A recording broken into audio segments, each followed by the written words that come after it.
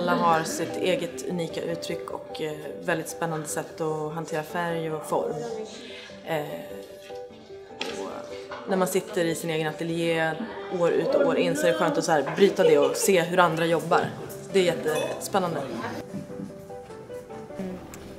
I think it's really interesting learning from everyone else, and also just highlights how different everyone's process is. So you sort of fill out your depth in a way that, because you're kind of doing things that you wouldn't normally do to approach a story or an image. It was really nice to try to do things in a way that I'm not really used to, and to work with materials that I usually don't. We are doing a landscape book. Each one of us makes one page of the book, so we can do a book all together. It has all to do with very simple method, just using cutting paper, and it's a quite colorful thing. I usually really like to explore the problem of the sequence of image. It's not just the quality of the illustration that matters, but the way you tell a story.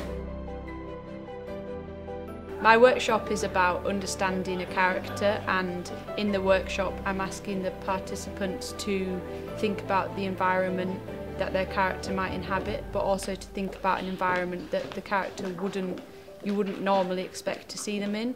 So I'm hoping, through that, everyone having a go doing it will learn more about their character and understand their personality and how they might be feeling, and even perhaps think of a story based on this character. So my workshop is about working within limitations, sort of setting up parameters that are unpredictable for the students to react to. A lot of new material experimenting, having them do things that maybe they aren't comfortable with. But I think through this experience, I hope they maybe try something new in the future, or find something to incorporate into their work. Min workshop handlade om att göra ett eller flera självporträtt.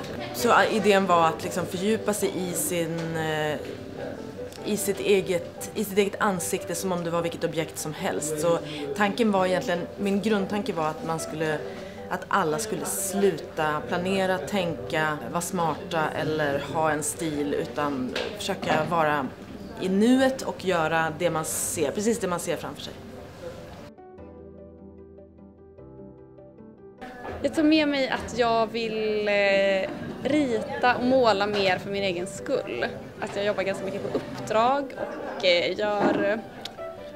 skapar mycket för att jag jobbar helt enkelt. Men att faktiskt också mer bara göra saker för min egen skull, eller för att utvecklas eller för att experimentera och så.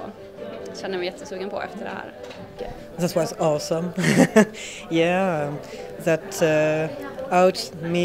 out of my comfort zone. It was really interesting, and I'm really glad to participate to it, to meet so much talent. yeah, that was an amazing experience. Yeah. Skulle absolut rekommendera andra att söka den här kursen. Just för att det finns, det erbjuds sällan den här typen av tillfällen när man får en inblick i andras kreativa process.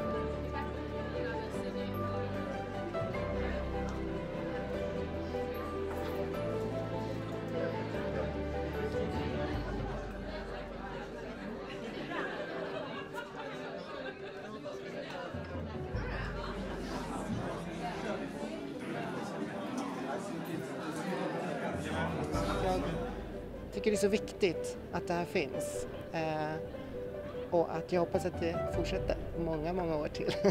Vad kul att höra. Ja.